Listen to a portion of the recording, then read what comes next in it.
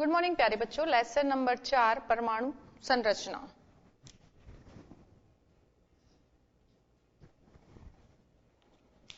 देखिए, पिछली क्लास में हमने संयोजकता के बारे में पढ़ा था। संयोजकता तो हमने कहा था कि आगे इसको नेक्स्ट टर्न पर लेंगे, तो आज हम संयोजकता की और डिटेल देखते हैं। बोर-बरी का नियम पढ़ा था। बोर-बरी क्या कहते हैं? बोर और बरी ये क्या कहते हैं कि परमाणु की बाह्यतम कोश है, परमाणु की बाह्यतम कोश या कक्षा, बाह्यतम कोश में 8 इलेक्ट्रॉन उपस्थित हो सकते हैं। 8 से ज्यादा नहीं हो सकते, 8 हो सकते हैं। ये बोर-बरी कहते हैं। तो देखिए बच्चों, ये क्या कहते हैं कि अगर 8 इलेक्ट्रॉन उपस्थित है तो परमाणु कैसा होगा? स्थायी। और परमाणु स्थायित्व प्राप्त करने के लिए क्या करता है? किसी दूसरे परमाणु से इलेक्ट्रॉन ले सकता है, दे सकता है या फिर साझा कर सकता है। तो 8 इलेक्ट्रॉन प्राप्त करने के लिए क्या करेगा परमाणु? इलेक्ट्रॉन त्याग सकता है। अगर ज्यादा है तो त्याग करेगा, कम है तो इलेक्ट्रॉन ग्रहण करेगा, और कुछ कंडीशंस में इलेक्ट्रॉन का साझा भी कर सकता है। ठीक है, तो बाहरी कोश में जितने इलेक्ट्रॉन त्याग किए जाए, ग्रहण किए जाए या साझा किए जाए, कहां पर? बाहरी कोश में। बाहरी कोश में जितने इलेक्ट्रॉन त्याग किए जाएं या ग्रहण किए जाएं या साझा किए जाएं, इलेक्ट्रॉन की यह संख्या क्या कहलाती है? परमाणु की संयोजकता। देखिएगा, बोर-बरी कहते हैं कि परमाणु के बाह्यतम कोश में 8 इलेक्ट्रॉन उपस्थित हो सकते हैं, और 8 इलेक्ट्रॉन होने पर परमाणु स्थायी हो जाता है। और 8 इलेक्ट्रॉन प्राप्त करने के लिए बाह्यतम कोश में परमाणु क्या करता है? इलेक्ट्रॉन त्याग सकता है, ग्रहण कर सकता है या फिर साझा कर सकता है। तो बाहरी कोश में जितने इलेक्ट्रॉन त्याग किए जाए, ग्रहण किए जाए या साझा किए जाए, यह इलेक्ट्रॉन की संख्या कहलाती है परमाणु की संयोजकता। देखिए, इस प्रकृति में कुछ तत्व ऐसे हैं, कुछ तत्व ऐसे हैं जिनके बाहरी कोश में क्या है? 8 इलेक्ट्रॉन हैं। जिनके बाहरी कोश में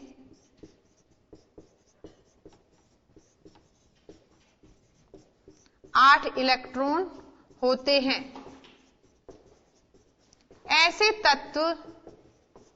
ऐसे तत्वों के परमाणु रासायनिक रूप से अक्रिय होते हैं, क्रिया नहीं करते। कैसे होते हैं? अक्रिय होते हैं, यानी कि किसी से क्रिया नहीं करते। ना तो इलेक्ट्रॉन त्याग करते हैं, ना ग्रहण करते हैं, ना साझा करते हैं, ना ही किसी अन्य परमाणु से क्रिया करते हैं। तो वो परमाणु अवस्था में पाए जाते हैं। परमाणु अवस्था में पाए जाते हैं। ऐसे तत्वों को, जो ऐसे तत्व हैं, तो ऐसे तत्वों को अक्रिय तत्व कहेंगे। ऐसे तत्वों को अक्रिय तत्व कहते हैं। बाकी इस संसार में जितने भी तत्व हैं वो अक्रिय तत्व के जैसा बनना चाहते हैं, और अक्रिय तत्व जैसा बनने के लिए इलेक्ट्रॉन त्याग करेंगे, ग्रहण करेंगे या साझा करेंगे। तो अन्य तत्वों के परमाणु अक्रिय तत्वों के समान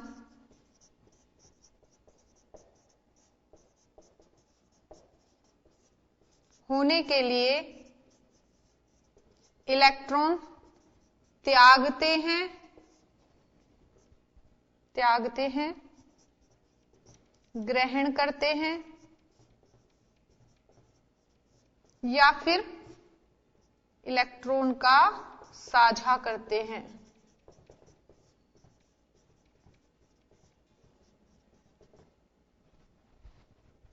देखिए,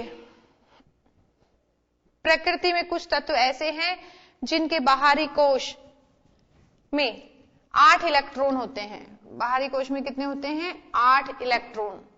ऐसे तत्वों के परमाणु रासायनिक रूप से अक्रिय होते हैं, परमाणु अवस्था में पाए जाते हैं, और ऐसे तत्वों को हम क्या कहेंगे?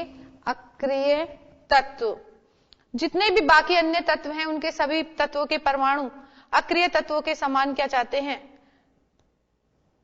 अपनी गुण प्रदर्शित करना चाहते हैं, उनके समान होना चाहते हैं, और उनके समान होने के लिए, उनका जैसा इलेक्ट्रॉन का विन्यास प्राप्त करने के लिए वो इलेक्ट्रॉन त्याग करेंगे, ग्रहण करेंगे या इलेक्ट्रॉन का साझा करेंगे।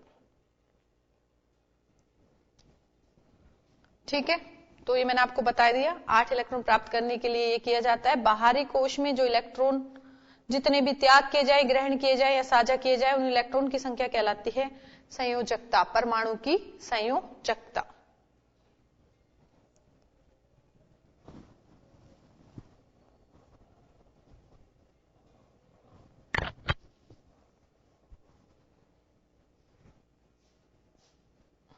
अब देखिए बच्चों, ये हमने आपको बता दिया कि अक्रिय तत्व विन्यास चाहते हैं अन्य परमाणु, और ऐसा चाहने के लिए वो बाहरी कोश में इलेक्ट्रॉन लेते हैं, देते हैं या साझा करते हैं, और इलेक्ट्रॉन की यह संख्या परमाणु की संयोजकता कहलाती है।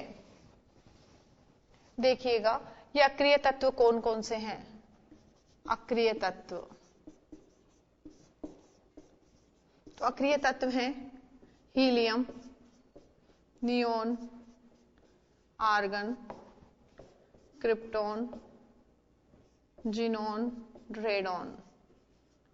ये सब कैसे हैं? अक्रिय तत्व।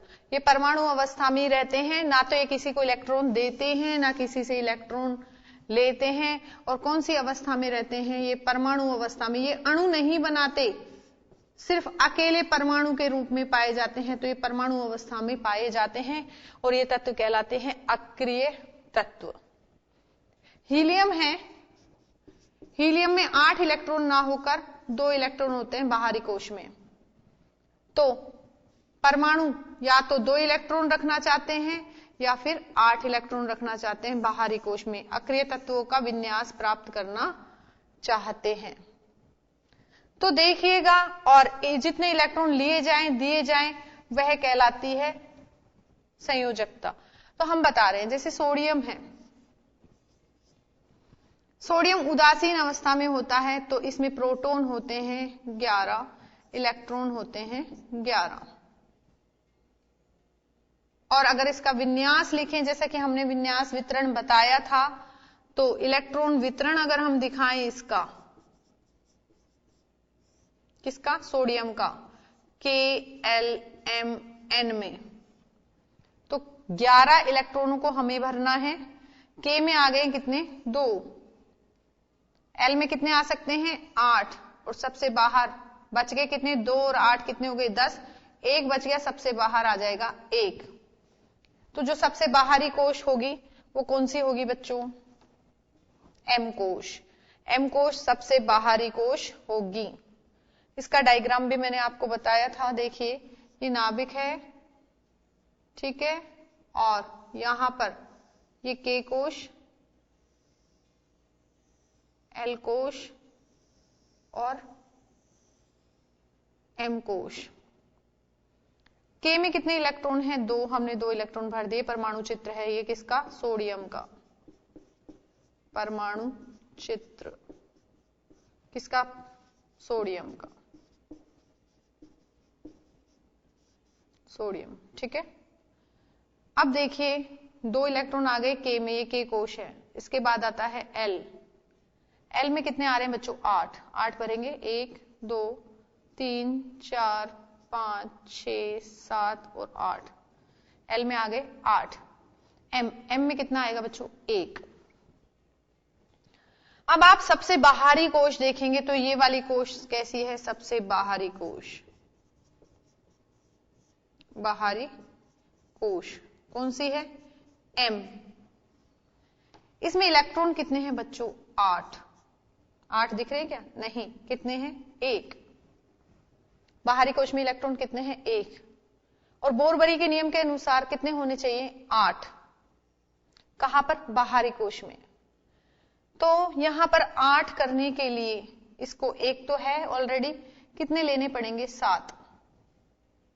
तो 7 इलेक्ट्रॉन एक साथ लेना बहुत मुश्किल होती है। दूसरी कंडीशन क्या हो कि अगर इस 1 इलेक्ट्रॉन को ये हटा दे तो ये कोश ही खत्म हो जाएगी, क्योंकि कोश खाली हो जाएगी और कोश खत्म हो जाएगी 1 इलेक्ट्रॉन के हटने से। और कोश खत्म हुई तो अब बाहरी कोश कौन सी हो जाएगी? ये L वाली। L वाली कैसे हो जाएगी? बाहरी कोश। और L वाले में अब कितने इलेक्ट्रॉन हैं? 8। तो ये जो परमाणु है अब कैसा हो जाएगा? स्थायी। तो अब क्या करता है परमाणु? स्थायित्व प्राप्त करने के लिए 1 इलेक्ट्रॉन को माइनस कर दिया। माइनस मतलब इसमें से 1 इलेक्ट्रॉन को हटा देगा। अब ये इलेक्ट्रॉन हटाता है तो देखिएगा बच्चों, ये नाभिक है, ये K कोश है और ये L कोश है। K में कितने हैं? 2।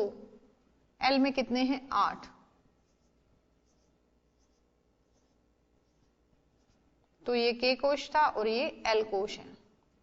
यहां पर अब कौन सी बाहरी कोश हो गई? ये बाहरी कोश। जब इसने 1 इलेक्ट्रॉन हटा दिया तो बाहरी कोश कौन सी हो गई है? L। और बाहरी कोश में अब इलेक्ट्रॉन कितने हैं? 8। तो 8 इलेक्ट्रॉन वाला बोरबरी का नियम यहां पर पूर्ण हो जाता है। अब देखिए बच्चों, जब इसने 1 इलेक्ट्रॉन हटा दिया, किसने? सोडियम ने। यहां पर हम दिखा रहे हैं कि सोडियम ने 1 इलेक्ट्रॉन हटा दिया। तो अब हम देखते हैं प्रोटॉन कितने हैं। यहां पर प्रोटॉन तो फिक्स है, नाभिक में जितने हैं उतने के उतने ही रहेंगे। तो प्रोटॉन कितने हैं? 11। इलेक्ट्रॉन टोटल कितने थे? यहां पर देखिए टोटल कितने थे इलेक्ट्रॉन? 11। लेकिन 1 इलेक्ट्रॉन जब हटा देता है, ये 1 इलेक्ट्रॉन इसने हटा दिए, तो अब 1 इलेक्ट्रॉन की कमी हो गई। तो इलेक्ट्रॉन कितने हो गए? 10। कितने हो गए? 10। यहां पर अगर हम देखें तो positive charge proton, negative charge electron. तो यहां पर प्रोटॉन और इलेक्ट्रॉन बराबर हैं, तो प्लस और माइनस बराबर होने से ये दोनों बराबर हो गए और परमाणु कैसा हो गया? उदासीन। यहां पर जब प्रोटॉन और इलेक्ट्रॉन बराबर है। लेकिन यहां पर देखिए बच्चों, यहां पर प्रोटॉन तो कितने हैं? 11, यानी प्लस तो कितना है? 11 और माइनस कितना है? 10। तो 10 में से 10 तो घट जाएंगे, फिर भी 1 बचा रह जाएगा। किसका बचा रह गया? 1 प्लस का। तो यहां पर 1 प्लस का बचा रह गया, क्योंकि आवेश बराबर नहीं हो पाए। यहां पर प्लस तो कितने हैं? 11 और माइनस कितने हैं? 10। तो ये बराबर नहीं है। बराबर होने के लिए ये भी 10 हो, तो 10 तो बराबर हो गए, फिर भी प्लस का 1 बच गया। तो जब ये प्लस का 1 बच गया तो ये क्या बना देता है? 1 इलेक्ट्रॉन के हटने से ये क्या बन जाता है? परमाणु आयन का रूप ले लेता है और क्या बना लेता है? सोडियम धनायन। तो यहां पर ये धनायन बन जाता है, सोडियम धनायन, Na+। तो क्या बन गया? ये सोडियम धनायन Na+ बन गया। अब यहां पर बाहरी कोश से कितने इलेक्ट्रॉन लिए गए, हटाए गए? तो यहां पर देखिए 1 इलेक्ट्रॉन हटाया गया। 1 इलेक्ट्रॉन क्या किया? हटाया गया। तो सोडियम परमाणु की संयोजकता कितनी होती है? जितने इलेक्ट्रॉन हटाए हैं। तो सोडियम की संयोजकता कितनी हो गई बच्चों? 1, क्योंकि 1 इलेक्ट्रॉन हटाया गया। जितने लिए जाएं या हटाए जाएं वही उसकी क्या सही होती है? संयोजकता। तो सोडियम की संयोजकता यहां पर कितनी आ गई बच्चों? 1, क्योंकि 1 इलेक्ट्रॉन यहां पर हटाया गया है। तो बोरबरी के नियम के अनुसार बाहरी कोश में 8 इलेक्ट्रॉन होने चाहिए। 8 इलेक्ट्रॉन रखने के लिए परमाणु अपने बाहरी कोश में इलेक्ट्रॉन ले भी सकता है, दे भी सकता है या साझा कर सकता है। तो यहां पर लेना, 7-7 इलेक्ट्रॉन को लेना बहुत मुश्किल है, बहुत ज्यादा ऊर्जा की जरूरत पड़ेगी। इसलिए ये क्या करता है, एक इलेक्ट्रॉन को हटा देता है, क्योंकि एक को हटाना इजी रहता है। तो जब एक इलेक्ट्रॉन को जब सोडियम परमाणु हटा देता है तो यहां पर बाहरी कोश में हो जाते हैं 8। जब बाहरी कोश में 8 हो गए तो स्थायी हो गया। लेकिन यहां पर देखिए प्रोटॉन तो 11 है, इलेक्ट्रॉन 10 है। प्लस वाला 11 और माइनस वाला 10, ज्यादा कौन सा आ गया, प्लस। या एक इलेक्ट्रॉन के हटने से एक प्लस चार्ज बढ़ गया, तो सोडियम कैसा बन गया, सोडियम धनायन बन गया। और जितने बाहरी कोश से इलेक्ट्रॉन हटाए जाएं, लिए जाएं या साझा किए जाएं, संयोजकता होती है। इसलिए सोडियम की संयोजकता कितनी हो गई है, 1। इसे बनाइएगा आप।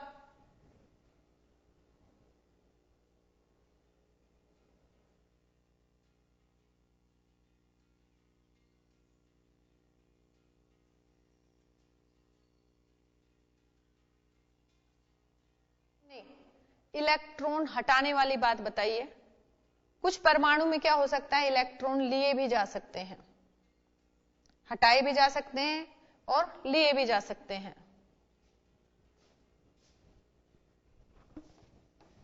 तो अब हम जिसमें इलेक्ट्रॉन लेकर 8 इलेक्ट्रॉन की पूर्ति की जाएगी वो देखते हैं। हमने ग्रहण करना, त्यागना बताया, तो त्याग तो दिया 1 इलेक्ट्रॉन। अब हम ग्रहण करना भी बता रहे हैं आपको, देखिएगा।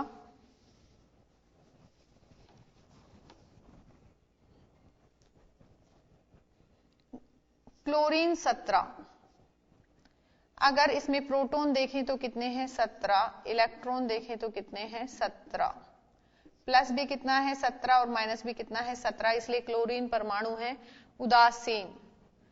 इसका इलेक्ट्रॉन वितरण अगर हम देखें, इलेक्ट्रॉन वितरण, इलेक्ट्रॉन वितरण देखेंगे K, L, M, N में कितने इलेक्ट्रॉन भरने हैं बच्चों, 17। K में कितने आ गए, 2। L में कितने आ सकते हैं, 8। कितने आ सकते हैं, 8। 2 और 8 कितने हो गए, 10। भरने कितने हैं, 17। 10 हो गए तो कितने बच गए अब, 7। तो 2, 8, 7 मिलकर कितने हो गए, 17। 17 इलेक्ट्रॉन हो गए। तो ये N कोश तक नहीं पहुंच पाया, तो अब हमने क्या किया, N कोश को हटा दिया। तो सबसे बाहरी कोश हमारी ये हो गई है, कौन सी, M। परमाणु चित्र बनाते हैं बच्चों इसका, परमाणु चित्र। देखिए ये नाभिक है, K कोश, L कोश और M कोश। ये नाभिक, प्रोटॉन और न्यूट्रॉन। ये है K, ये L और ये M। पहले कोश K कोश में कितने इलेक्ट्रॉन हैं, 2, ये 2 आ गए। दूसरे कोश L कोश में कितने हैं, 8, 8। 1, 2, 3, 4, 5, 6, 7 और 8। तीसरा M कोश है, इसमें कितने इलेक्ट्रॉन हैं, 7। 1, 2, 3, 4, 5, 6 और 7। 7 इलेक्ट्रॉन आ गए बच्चों। अभी वक्त तो चला है ब्रेक का, ब्रेक के बाद फिर मिलते हैं। इतने आप ये डायग्राम बनाइए।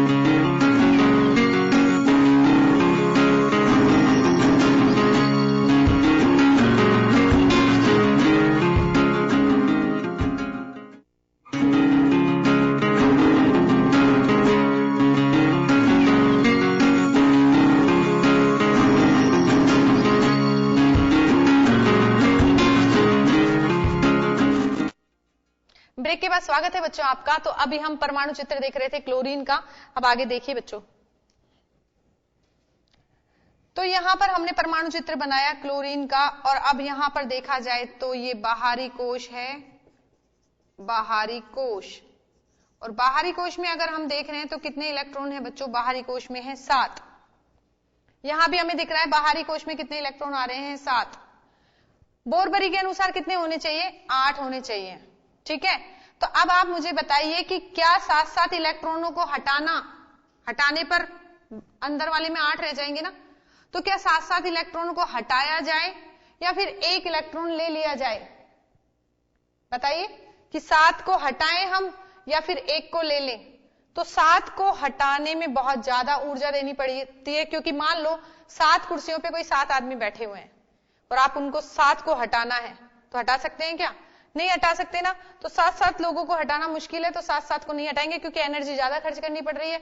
तो क्या किया जाए कि एक कुर्सी पे 2 को अरेंज कर दो, यानी कि 1 इलेक्ट्रॉन ले ले। तो आप देखिए बच्चों कि अगर क्लोरीन परमाणु 1 इलेक्ट्रॉन ले ले, कहां पर? बाहरी कोश में, यहां पर, तो कितने हो जाएंगे बाहरी कोश में? 8। तो जब ये 1 इलेक्ट्रॉन ले लेता है क्लोरीन परमाणु, तो देखिए क्लोरीन 17 है, इसमें प्रोटॉन कितने हैं? 17। इलेक्ट्रॉन अब कितने हो जाएंगे ये देखते हैं हम। पहले 17 थे, यहां पर 1 इलेक्ट्रॉन ले लिया, तो अब कितने हो गए? 18। कितने हो गए? 18। और अगर हम इसका विन्यास देखें, वितरण देखें, तो देखिए 2, 8 और 8। 1 इलेक्ट्रॉन इसने ले लिया, यानी कि माइनस वाला चार्ज 1 ज्यादा हो गया। प्लस वाला तो कितना है? 17, माइनस वाला है 18। 17-17 तो बराबर बैलेंस हो गए, लेकिन माइनस का 1 ज्यादा हो गया। जब माइनस का 1 ज्यादा होता है तो इस पर क्या आ जाता है? माइनस आवेश आ जाता है, और ये बन जाता है ऋण आयन। क्या बन जाता है? ऋण आयन। अब देखिए बच्चों, इसका परमाणु चित्र बनाते हैं हम। ये नाभिक हो गया, और यहां पर K, L और M। K में कितने हैं? 2। L में कितने हैं? 8।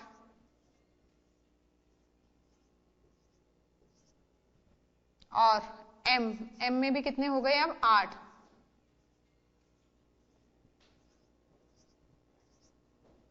तो यहां M कोश कैसा कोश है? बाहरी कोश। और बाहरी कोश में कितने इलेक्ट्रॉन हैं? 8। तो बोरबरी का नियम हो जाता है इससे पूर्ण। तो इसलिए क्लोरीन पर जब माइनस आ जाता है तो ये स्थायी हो जाता है।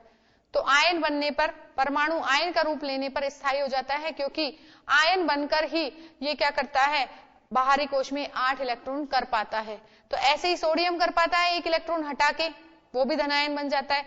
ऐसे ही क्लोरीन भी क्या करता है? 1 इलेक्ट्रॉन लेकर ऋणायन बन जाता है। तो ऋणायन रूप में क्या रहता है? परमाणु स्थायी हो गया है क्लोरीन परमाणु।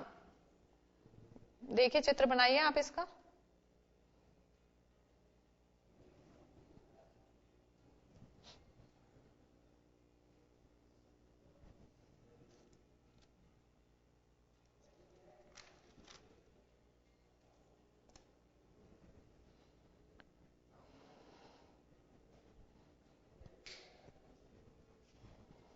तो ये हमारी संयोजकता कंप्लीट होती है। आपको मैंने बता दिया कि ये संयोजकता है। बाहरी कोश में जितने इलेक्ट्रॉन लिए जाते हैं या दिए जाते हैं, ये क्या कहलाती है? परमाणु की संयोजकता।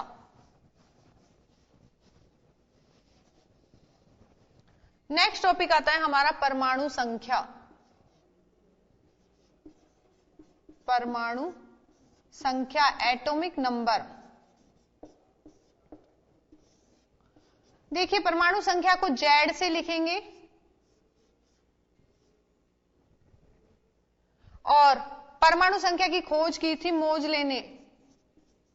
Z के बारे में बताया था मोजले ने, वैज्ञानिक हैं ये। और जो परमाणु का नाभिक है उसमें जितने भी प्रोटॉन उपस्थित हैं उनकी संख्या क्या कहलाती है? परमाणु संख्या। तो अब नेक्स्ट देखेंगे हम इसकी परिभाषा बता देते हैं परमाणु संख्या की। परमाणु के नाभिक में उपस्थित प्रोटॉन की संख्या परमाणु संख्या कहलाती है। परमाणु संख्या कहलाती है।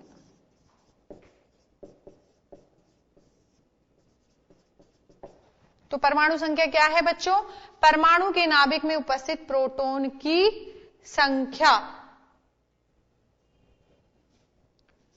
नेक्स्ट बच्चों देखिए द्रव्यमान संख्या।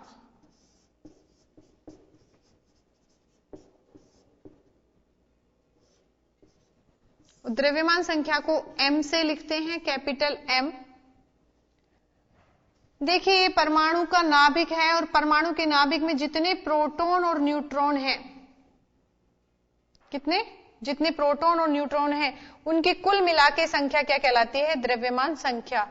यहां पर हम Z को तो बता सकते हैं, Z क्या है? प्रोटॉन की संख्या। प्रोटॉन की संख्या कि जितने प्रोटॉन उपस्थित हैं उनकी संख्या क्या कहलाएगी? परमाणु संख्या Z कहलाएगी। द्रव्यमान संख्या क्या है? परमाणु के नाभिक में उपस्थित कुल प्रोटॉन व न्यूट्रॉन की संख्या परमाणु संख्या क्या कहलाएगी? द्रव्यमान संख्या। द्रव्यमान संख्या कहलाती है। द्रव्यमान संख्या कहलाती है।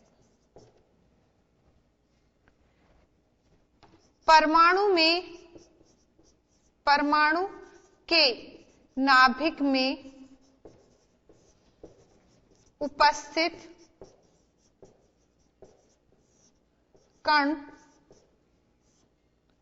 कौन कौन से कण होते हैं? प्रोटॉन और न्यूट्रॉन।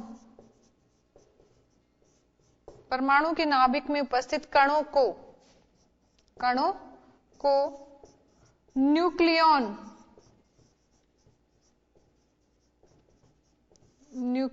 कहते हैं।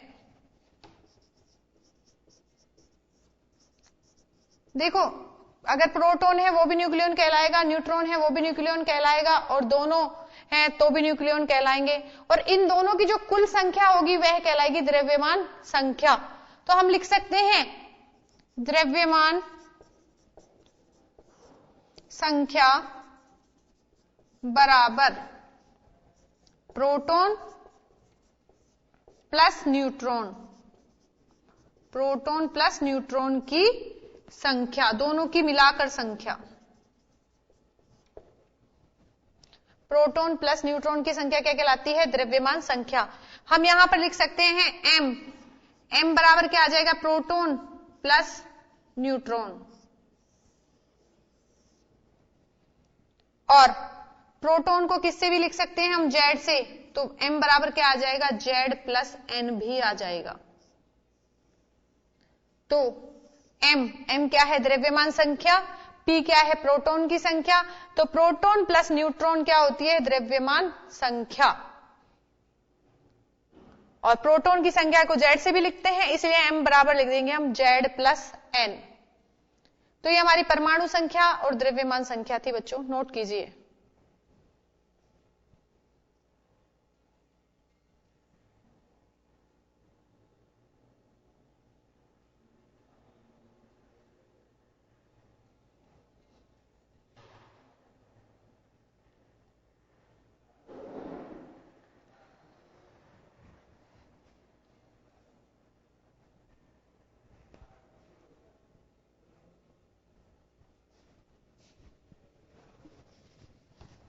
तो ये अभी हमने देखा परमाणु संख्या। लेसन नंबर 4 परमाणु की संरचना पढ़ रहे हैं और इसमें हमने परमाणु संख्या और द्रव्यमान संख्या देखा बच्चों।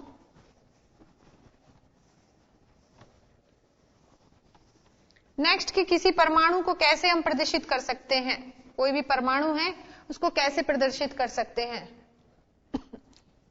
तो देखिए परमाणु का प्रतीक,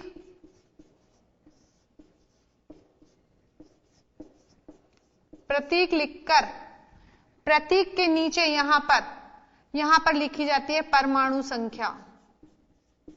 नीचे की तरफ क्या लिखी जाएगी, परमाणु संख्या, और ऊपर की तरफ लिखी जाती है द्रव्यमान संख्या। प्रतीक लिखकर इस तरीके से लिख देते हैं। जैसे हमें नाइट्रोजन लिखना है, नाइट्रोजन का प्रतीक होता है N। इसकी परमाणु संख्या प्रोटॉन की संख्या होती है 7 और प्रोटॉन और न्यूट्रॉन मिलाकर जो संख्या होती है वो होती है 14। तो इस तरीके से हम किसी भी परमाणु को प्रदर्शित कर सकते हैं। प्रतीक, परमाणु संख्या, ऊपर द्रव्यमान संख्या। तो इस तरीके से परमाणु को प्रदर्शित किया जाता है।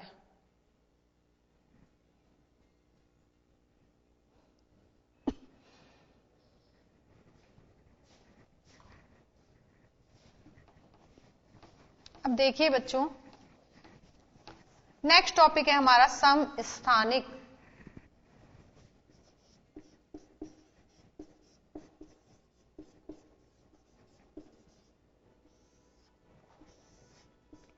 कुछ एग्जांपल्स बता रही हूं, जैसे H हाइड्रोजन, इसको अभी हमने प्रतीक के रूप में लिखा।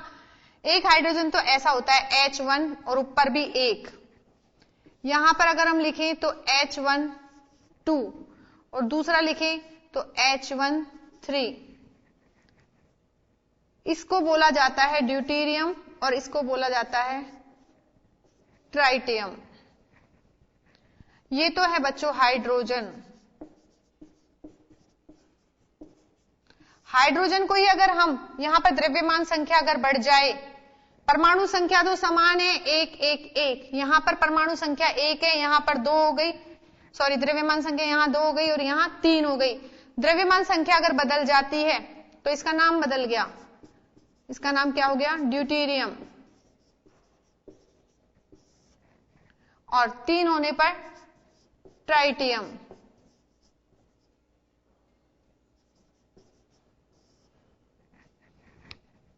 अब देखिए बच्चों, यहां पर अगर हम देखें, इसका एग्जाम्पल देखें तो परमाणु संख्या तीनों की, इसकी 1 है, इसकी भी 1 है और इसकी भी 1 है। तीनों की क्या है, 1। अब अगर हम देखें द्रव्यमान संख्या, इसकी द्रव्यमान संख्या 1 है। देखिए ऊपर वाली द्रव्यमान संख्या होती है ना, इसकी 2 है और इसकी 3 है। द्रव्यमान संख्या क्या है, अलग अलग है।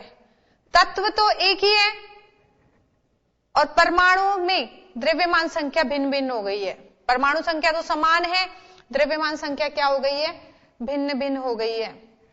तो तत्व एक ही है और एक ही तत्व के परमाणुओं में परमाणु संख्या तो समान है लेकिन द्रव्यमान संख्या भिन्न है। तो ऐसे परमाणुओं को कहेंगे हम समस्थानिक। ऐसे तत्व जिनके परमाणु में परमाणु संख्या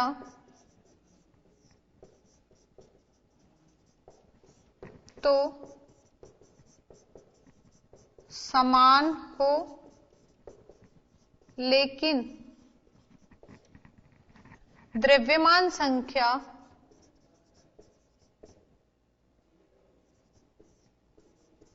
भिन्न भिन्न हो, भिन्न भिन्न अलग अलग हो, समस्थानिक कहलाते हैं। समस्थानिक कहलाते हैं। तो ऐसे तत्व तो एक ही है, हाइड्रोजन हाइड्रोजन हाइड्रोजन, और इस तत्व के परमाणुओं में, एक परमाणु में तो द्रव्यमान संख्या कितनी है, एक, दूसरे में 2, तीसरे में 3, द्रव्यमान संख्या भिन्न है, परमाणु संख्या समान है, तो ये क्या कहलाएंगे, एक दूसरे के समस्थानिक। जैसे और एक एग्जांपल तो ये हो गया, जैसे और एग्जांपल बता रही हूं मैं आपको, जैसे कार्बन का है, कार्बन 6-12 और कार्बन 6-14, ये कार्बन के दो समस्थानिक है, परमाणु संख्या समान, द्रव्यमान संख्या भिन्न। ऐसे दूसरा उदाहरण देखिए, क्लोरीन, क्लोरीन में 17-35 और ऐसे ही क्लोरीन में 17-37, तो परमाणु संख्या तो कैसी है, समान, और द्रव्यमान संख्या कैसी है, भिन्न। तो ऐसे तत्व क्या कहलाएंगे, क्या कहलाएंगे बच्चों, समस्थानिक।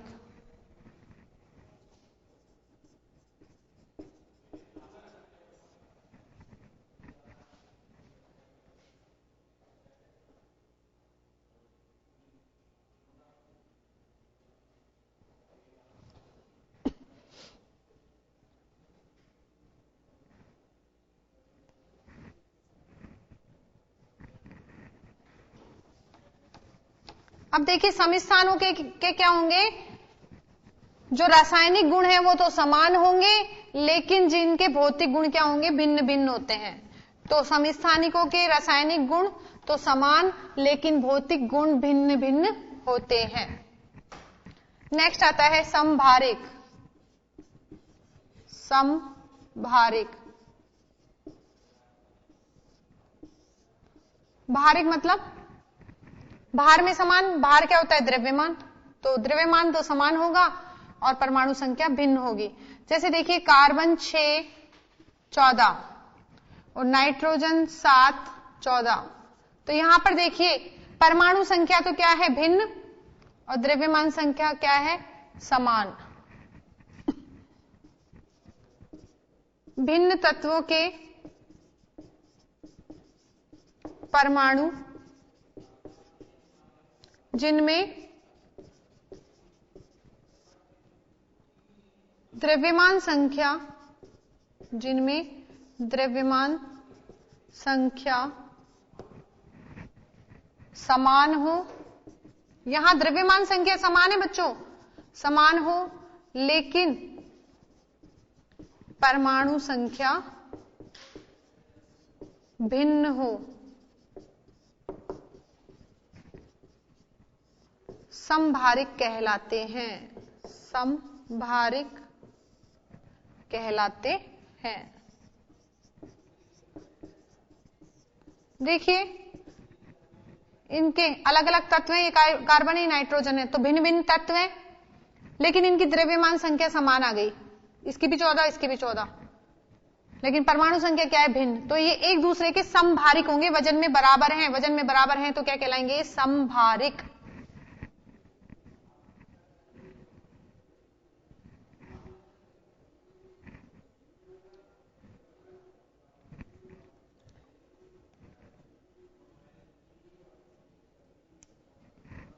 तो ये हमने समभारिक समस्थानिक देखा बच्चों। अब थोड़ा सा देखिए समस्थानिक है, समस्थानिक में कुछ जैसे समस्थानिकों के यूजेस हैं, उपयोग है। तो जो यूरेनियम है उसको परमाणु भट्टी में उपयोग किया जाता है, कोबाल्ट है उसको कैंसर रोग में उपयोग किया जाता है, आयोडीन है, आयोडीन का समस्थानिक किसमें, घेंघा रोग होता है, थायराइड जो रोग होता है उसमें उपयोग किया जाता है। तो ये हमारा आज का लेसन नंबर 4 परमाणु संरचना कंप्लीट होता है। नेक्स्ट टर्न पे नए लेसन के साथ मिलते हैं। Thank you.